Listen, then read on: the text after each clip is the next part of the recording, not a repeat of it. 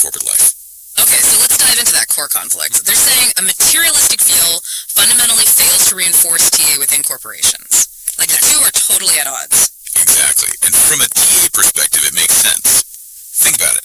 Materialism focuses on external rewards, right? Profits, job titles, market share. Tangible stuff. Okay. In TA terms, that primarily speaks to the adult ego state, the logical, data-driven part of us. But TA says we have three ego states: adult, parent, and child. So if only the adult is getting attention, Then the other two are basically left hungry. That's the argument. Parent state, our internalized rules and values get sidelined unless it's about following company policy. And maybe more importantly, the child ego state, where our creativity, our fun, our feelings, our core needs live, that gets almost completely ignored. So what does that look like? A starved child ego state in an office? Well, think burnout, cynicism, people just going through the motions. Because the deep psychological need for, genuine recognition or playfulness isn't being met. It's not on the spreadsheet. Right. So if TA aims for psychological balance, integrating all three ego states, then a purely materialistic setup just can't support that. It starves the parts that need real emotional connection. Precisely.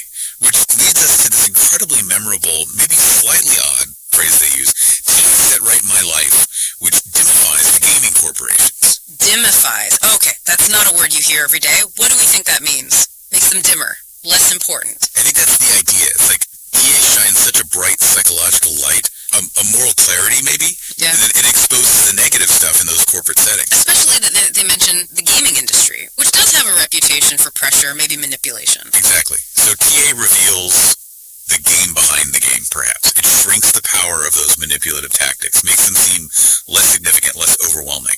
I get it. So corporate manipulation often works by offering conditional rewards: hit this target, get a bonus.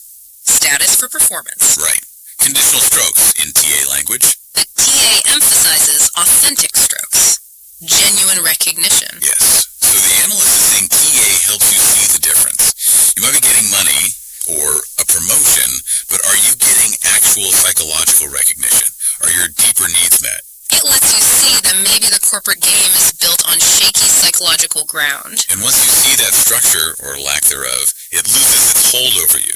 The environment itself feels less oppressive. Okay, that makes sense. So TA critiques the system, but how did it fuel their personal change? They talk about moving from fear to, daring. Yeah, the contrast is really stark. They felt their old circumstances dwarfing me into scary life path. That sounds like feeling crushed by the past, right? Locked into a future based on fear. Totally. Versus TA encouraging them to strike a daring life path. That sounds active, brave, forward-looking. It does. And they point to specific TA tools that help make this feel concrete, not just like wishful thinking. Let's talk about time structuring. Right, the 6 ways people use time withdrawal: rituals, activities, pastimes, games, and intimacy. How did that specific tool help them feel less scared and more daring? Because it's about conscious choice.